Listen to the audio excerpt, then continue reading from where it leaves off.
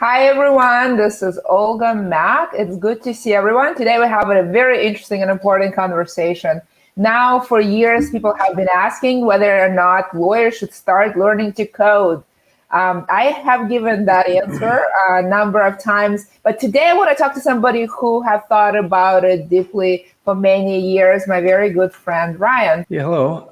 Ryan Finn. I'm an attorney. I'm currently at the Boeing company, kind of in what's referred to as our contract risk management discipline. So kind of a step in between the business and the law practice. We have moved towards a lot of kind of people, process, tech implementations and governance and process. So always trying to optimize and connect contracting to business objectives. So it's something in between qualitative and quantitative, and lately it's a lot of software and tools sort of implementation. We share a passion for contracts and tech. Actually, before Boeing and this role at the intersection of law, technology, and business, what were you doing before? Yeah, I've bounced around various kind of operations, legal, compliance roles. I've sort of always been trying to scratch this itch of how to solve problems in a systematic way.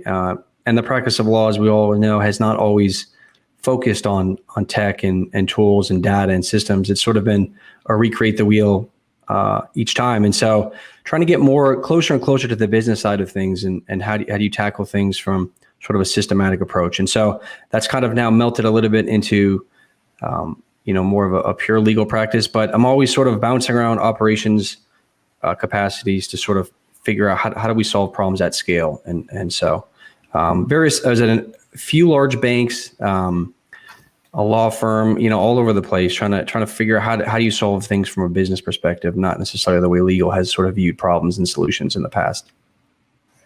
And technology plays a role in this thinking around systematically solving challenges in law, specifically contracts, right, Ryan?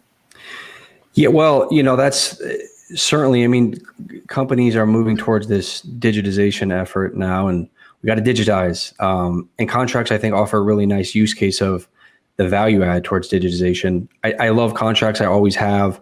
The idea of deal making and figuring out data points, risk versus reward analysis, all that boils down to probability and data in large part. So I love contracts and connecting contracts to that digitization effort through technology, and obviously legal tech is sort of trendy hashtag now, but everyone's scrambling for a CLM system. Everyone's looking how to manage that process and digitize. So it is a challenge, and you see companies scrambling with putting new stuff on top of legacy systems and how to change manage and what's the best tech stack to get there. And so there is not necessarily one answer, but I love that, the contract use case at scale, particularly in large companies, trying to figure out how to move that through efficiently.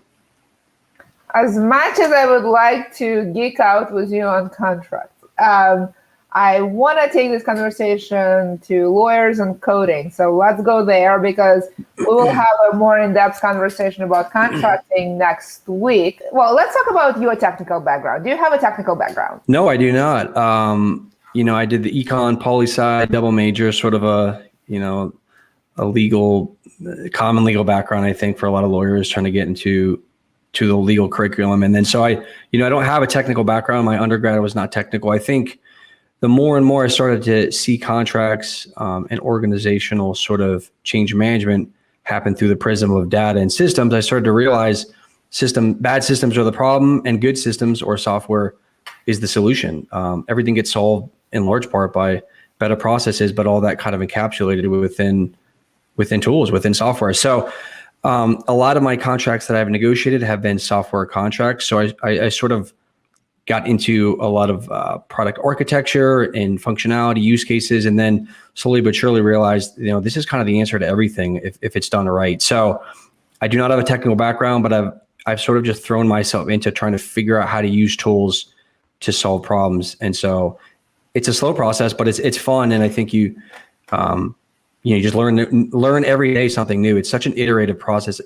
Kind of had this viewpoint that, you learn it all, and then and then you use it. But at the end of the day, you're just, every day you're kind of learning a new tool or a new way of looking at a problem. So it evolves so quickly. So it's a challenge and an opportunity. Policy econ background is so common that we actually share it.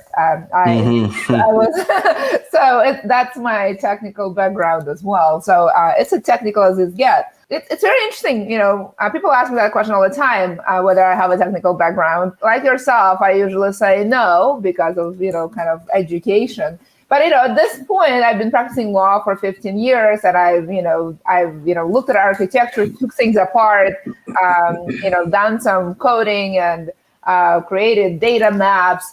It seems to me it's fair just to say that once you do it for a little while and, comfortable coding and taking things apart, would that qualify as maybe technical expertise to some extent, or at least comfort? Well, and technical expertise is such a broad term, and you start to realize as you move into this landscape that you could be a specialist in one thing and not have a whole lot of knowledge in something else. So front end, back end, web development. I mean, there's so many learning curves and expertise. I think you kind of have to stick within something of a small area and try to just learn how to build using the tools kind of within that discipline. And so for me, I guess the more I dive in and try to build with databases and workflows, teaching myself Python and SQL, but at the end of the day, there's a lot of no-code tools, which is kind of, a passion of mine, and we'll touch on that next week. But, you just learn how to build on your given use case and within the landscape that you're sort of, pushing towards, and you're just not going to be an expert in everything, and that's okay. Well, no legitimate technical person I met is an expert in everything. That doesn't make them any more technical. And I think the point we seem to be converging is that technical expertise is not something you're born with or even necessarily acquire in school. That's something you can acquire on a job. There's sort of shades of being technical. Before you sort of leap into answer of saying no, I'm not a technical person. There's sort of shades of explaining what that expertise is and move on that trajectory to do your job. Yeah, I think the further I've delved into sort of trying to build, the more I have conversations with folks and they seem to think, oh, you're a technical guy, and I sometimes take a step back and think, well, that sort of happened just through iteration and just exploration. So, a few years ago, the things that I'm building now would have seemed completely foreign. So, and there's just so many resources now online. You really can teach yourself something. And again, the no code route is such sort of a shortcut to get there, but you're realizing that, you're building workflows and it's a lot of it just if then processes. So I always kind of love logic in courses in college. And I think you can create a lot with the simple understanding of if then, and that's how a lot of software is built kind of on the back end. So I guess I become more technical than I certainly have historically, but it's just been a fascination and an exploration trying to build things to solve problems that I see sort of on a daily basis. Yeah, just like law is a learned skill, building technical is a learned skill. And it's a work in progress. So I do think that it's worth pursuing if you're interested on that path.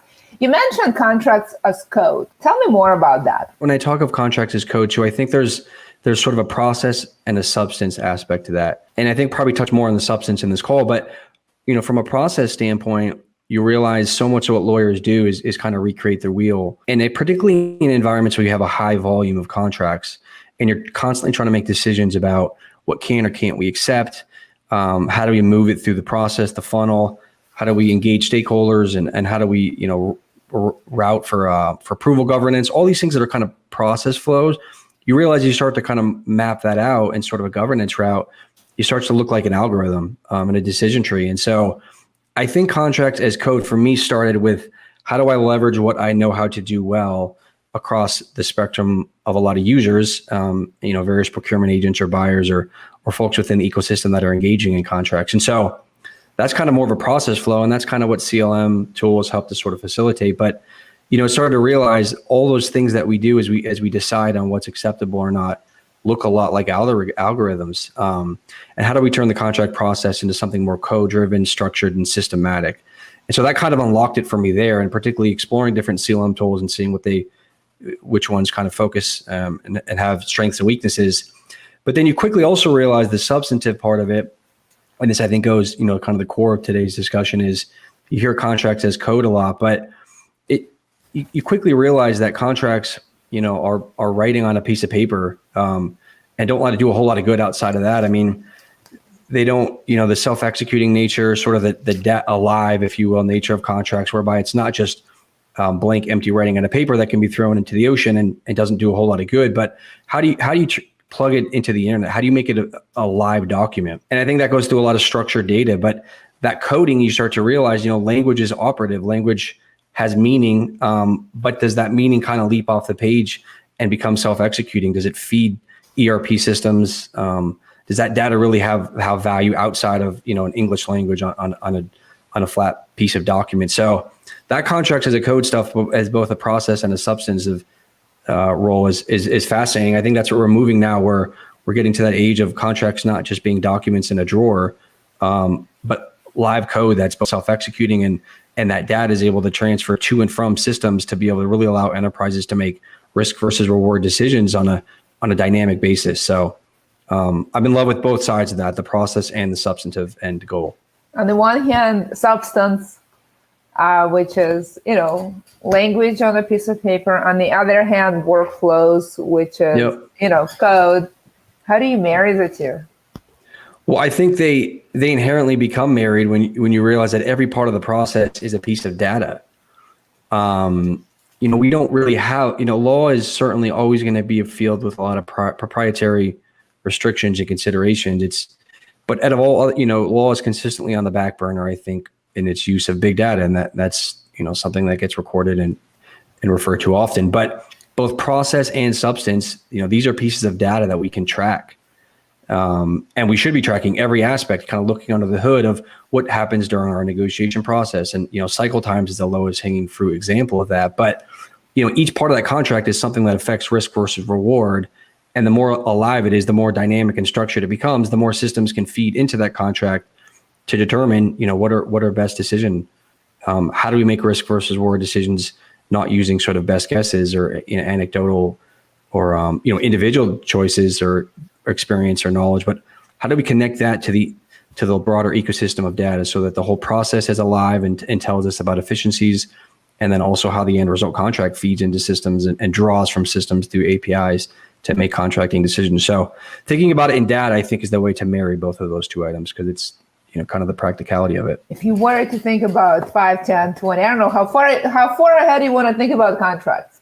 We can take many lenses. What is the future of contracts?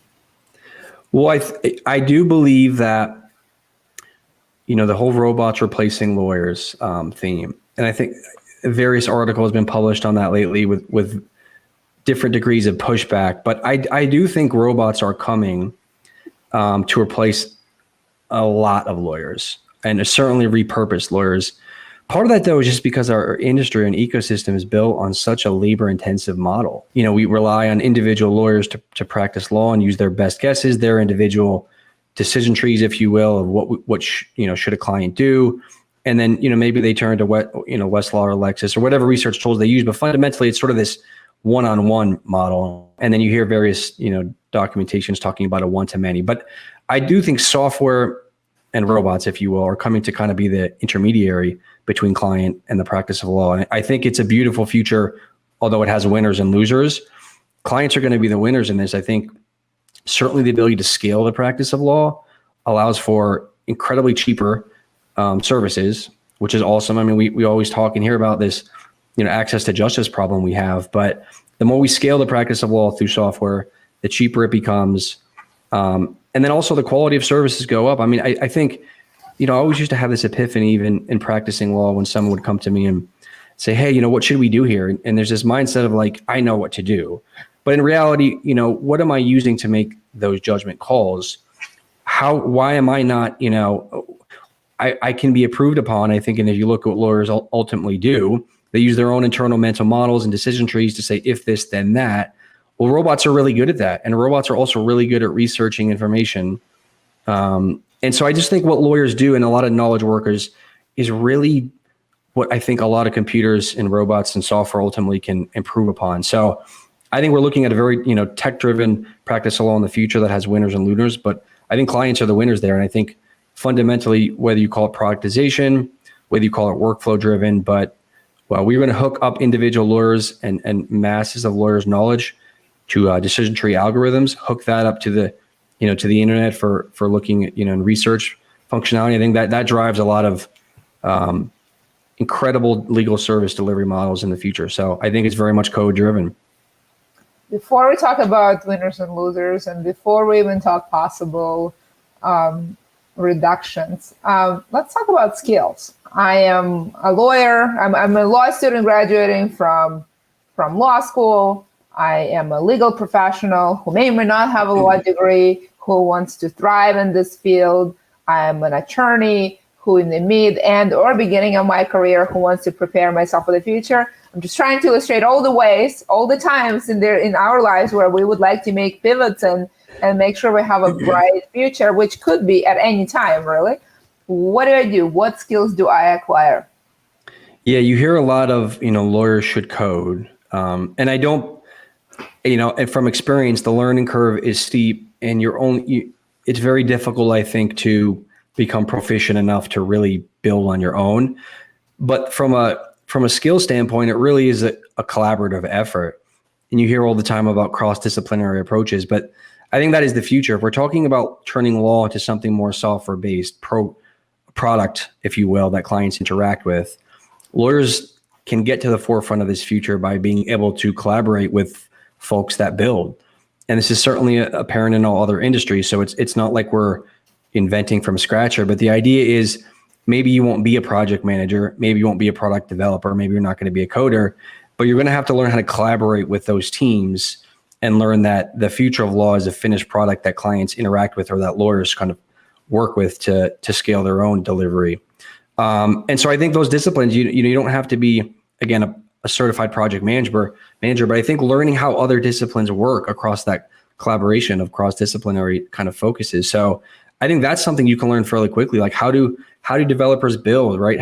What does agile mean? Like how do you go from product to user testing, all those things that kind of software developers do in other fields. So I think learning those disciplines, and you see a lot of that propping up now, you're just gonna have to learn how to collaborate and be a part of teams that build things through an iterative process. And that's really doable. It's not the first time where lawyers have to do technical work. My background is patent litigation.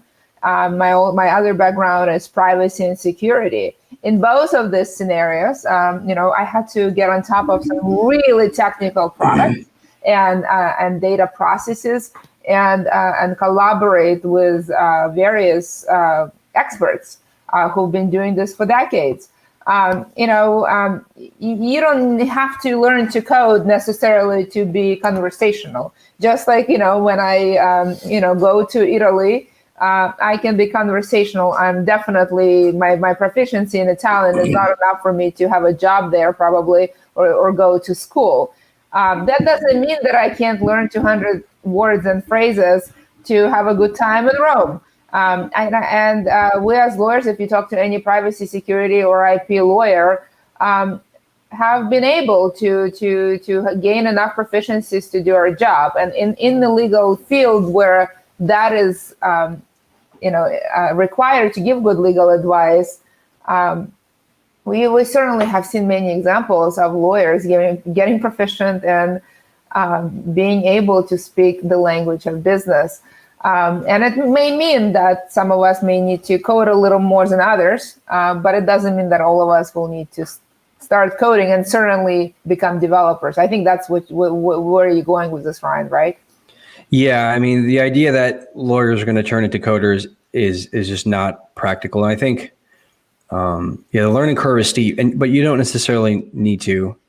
I do think, though, and this is a topic that gets sensitive for lawyers, but lawyers have had a monopoly on the practice of law for a long time, and we're starting to see now with these sandbox environments, Arizona particularly where I'm at, where this reduction or removal entirely of Rule 5.4 and various sort of ethical constraints of the unethical practice of law. I think jurisdictions and regulatory relaxation of non-lawyer equity, if you will. You're seeing, a movement towards that, and it's slow right now. But I think lawyers are no longer going to be the primary and sole monopoly of legal service deliveries. And I think companies that utilize lawyers and lawyers that can collaborate within kind of the productization of what lawyers typically did, that's how you're going to get to the front of the line, is to be a part of cross-functional, multidisciplinary teams that solve legal problems through data analysis, through systems, through tools.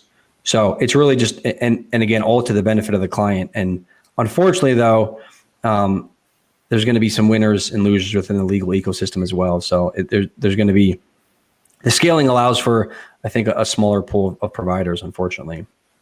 Look, we've seen erosion on the sort of knowledge monopoly for a while. I in my 15-year practice, with the kind of rise of internet, have gone from being the sole owner of the knowledge to, most of my clients know how to Google. Many of them come to me with basic understanding of a black letter law.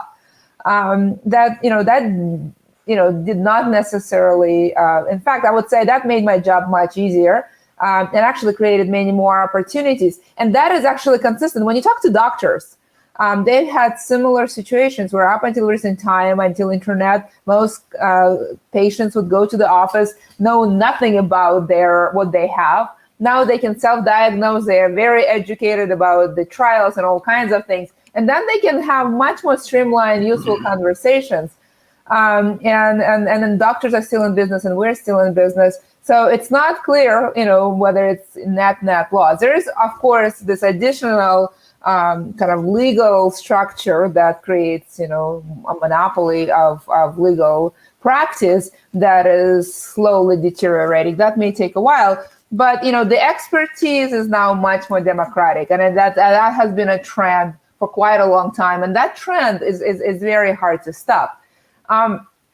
You've been talking, you alluded a few times, so I'm gonna pursue this conversation around how, lawyers, whether there will be with various technological advances and various innovations.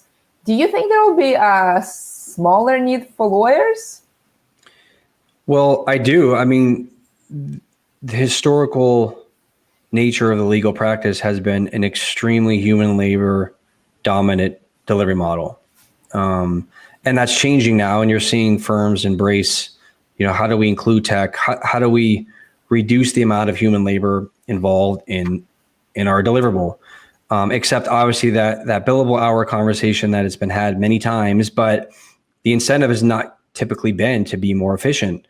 It's been to, if we get paid by the hour, then we should bill as many hours as we can, relatively speaking. So I do think that incentive is a large part of what's blocked sort of an efficiency movement within the legal practice. If you're trying to sell something to a law firm that allows what they to do in 10 hours now to 1, well, where do the rest of those 9 hours come from? So the client would benefit, certainly, but law firms are not built up from an incentive structure. And I think, when you follow the incentives, you see, that time billed is what's going to drive a lot of decision making, unfortunately. But if we move to a model where we have something, instead of the 90 to 10 ratio, and I'm pulling that number out of my head, but human layer to tech in terms of the, the value chain of the delivery model, and you start to flip it 50-50, well, an industry that was built on such a large human labor intensive delivery mechanism now, what do you do with all those hours? So I think in most of the time you'll hear something the effect of, well, technology and automation, which I'm a huge fan of, allow you to kind of move out of manual menial tasks and up the food chain to more higher value add tasks, which is certainly true. But because our industry has been built historically on a large number and volume of manual menial tasks, and those go away, well then, what do we feed lawyers in terms of labor? So I do think there's a huge reduction coming, or at least a really big repurposing. And we're all still familiar with those stories, right? Of, I'm paying this expensive law firm and they have associates, track changing on NDAs, for X $500 an hour. What happens when all that goes and gets scaled through technology? Well, there just aren't enough hours to go around. So I do think firms are either going to be able to repurpose lawyers, which is a change management skill that they haven't necessarily shown historically, So I do think lawyers are going to get repurposed, and largely there's going to be less of a demand for them big time. So that it's a little bit cynical, but I absolutely think that's the case based upon the economics of the industry historically. I guess I will insert some drama. I will disagree a little. I do think that we will need to acquire skills, and I think our jobs will change, and they will change in our lifetime, and in fact, in the foreseeable lifetime, and they've been changing for the last few decades. Do I anticipate a dramatic reduction of lawyers? No, I do imagine lawyers being repurposed and swim across lanes of departments and disciplines. I imagine them giving legal advice differently. There will still be need for one-on-one in some cases and one-to-many advice delivery models. And then, most importantly, I hear your point about hours, and I've lived that dream at a big law, and I can tell you that dream is not as exciting as it sounds. But not all of us are billing hours. I mean, in fact, for the last decade, I haven't billed a single hour of my service. And many of us practicing in-house, government, various nonprofits, other places where that hour means nothing. And if anything, we have seen the growth of departments where the hour means absolutely nothing. I think the law firms will definitely have to change their models. But they're not everyone is at a law firm, and certainly not increasingly many law firms are not doing it by the hour. So I think there will be changes. I'm actually not convinced that there will be fewer lawyers, and then there will be a need for fewer lawyers. The very analogy that I tend to give that is maybe not perfect is that, look, emails have definitely changed communications. They automated them. They made it much easier. They democratized them. Have they actually decreased communication? No, I cannot stay on top of my inbox. They just made my communications more efficient and streamlined, but they certainly have not reduced them. I do think that the future of lawyers will be something along of emails. Yes, it will be more streamlined. Yes, people will have a better relationship with law. Yes, it will be more automated. Will there be a smaller need for good legal advice? Not convinced of that. In fact, I think, if anything, the need for a fantastic, competent lawyer who's not just equipped in black letter law, but various other skills, including knowing how to build scalable systems, I think that will be a very important need, and I think that will proliferate. Yeah, I mean, we have a lot of lawyers, I guess, and so part of my answer is just the volume of maybe a slightly bloated labor force, but we're still underserved. All these stats always flow around of, an underserved population from legal needs. So if nothing else, then maybe the scalability and, through automation or really just through systems approach to practicing law and delivering legal services can help it get more so to the masses. So the need is still there, even with a bloated labor force. So that's exciting. Yeah, I think it is. It's really exciting. You talked a little bit about winners and losers. Curious, where do you think the winning camps are and the losing camps are, so that the listeners can align themselves better for the future? Well, the winners, I think, are going to be those firms that figure out how to scale. And the beauty of scale too is, although the billable hour is a mechanism that sort of incentivizes inefficiency, and that's been talked about a lot. If you can scale, particularly coupled with sort of alternative fee arrangements, there's a market penetration sort of strategy thereby where you can undercut competitors and deliver, better, faster, cheaper services. So obviously, the firms that figure out how to get better, faster, and cheaper, I think, which technology allows it on all fronts, those are going to be the winners. I mean, clients are going to want to go towards what is cheaper and better. So I think firms that figure that out are going to be winners, and firms that kind of remain obstinate of this is the way it's always been done are just going to lose out in business. And particularly as we see these, relaxation of Rule 5.4 restrictions, but, whether it's the big four or various, VC funded companies that are figuring out how to scale legal services, those are going to be winners. And the firms that aren't able to adapt, and, you see it all the time. I mean, in every other industry, and it's always sort of, remember Blockbuster, remember, and you fill in the blank that, there's all industries change so frequently, and there's a turnover of service providers that figure out how to be user-centric, how to scale through technology, and that don't. And in every industry that, the firms and companies that don't figure that out become, dinosaurs of bygone era. So that, that hasn't affected law maybe as much as other industries, but the infusion of tech-driven practices now, I think, will expedite that process. And we're going to come to a day when we look back, however many years it takes to say, remember when we had, all these law firms, and remember the ones that dominated, and now it's, a company now that we don't even know of yet that is, owns huge portions of the market through scaled services. So yeah, there's going to be firms that figure that out and that kind of win the day in the marketplace. Ryan, we're coming to the end. Thank you for sharing your views about the future of contracts and the future of law, and about the skills that we as lawyers need to learn, specifically technical coding skills, and whether we should all start learning them. Give us a parting words to our viewers and listeners who join us today about either the future of law and contracts, or how they can prepare themselves better for that unavoidable future. Yeah, I think a lot of lawyers talk about this and feel scared, feel like they're really ill-equipped to win in this future, and probably that causes a lot of hesitation for this future to come at all. I mean, there's probably this sense of, well, how do I participate in something, a new way of delivery using skills and knowledge that I simply don't have?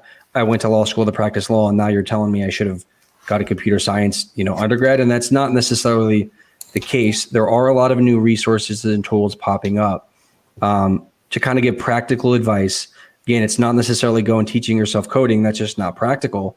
But I think the more you explore tools, and again, there's so many services out there now, the more you kind of explore, how to build simple workflows or simple processes, how to connect and integrate tools and platforms. And it's probably something you do all the time. I mean, as simple as, if you use Calendly, or, and what plugins or integrations do you use to kind of allow data to flow across different tools and resources that you use. And that iterative process of just integrating tools is a large part of what it looks like. So I do have a service starting up pretty shortly here called lawtechdata.com. And I think the idea is fundamentally to allow lawyers to feel confident about building tech-driven workflows that don't amount necessarily to, creating software from scratch. That's not what's needed. It's about just the 1% principle of get a little better, get a little faster, be a little bit more data-driven every day. And especially in this no-code environment, there's a path to get there. So it's exciting, but it does require an iterative and explorative sort of process, and I think it can be fun. Thank you, Ryan. The 1% better. I love that. I love that standard. That's a great motto to live by. Thank you for joining and sharing your vision of the future, and sharing your recommendations on how to prepare for it. Thank you, everyone, for joining as well. We can all learn and experiment, and as Ryan said, get 1% better every day. What I know for sure is that technology is an acquired skill. It is one of those things when you get in and you start seeing incremental successes, you become encouraged to continue and actually find a way to have fun. I've certainly had a lot of fun with technology for the last 15 years. It's been an amazing journey, and I have never looked back on days when I have not experimented and had fun with it. So the 1% rule that Ryan recommended, I really very much support and hope you practice. Thank you very much, everyone, for joining. I see you next time. Have a great day, and enjoy this beautiful summer day wherever you are. Thank you, everyone. Bye.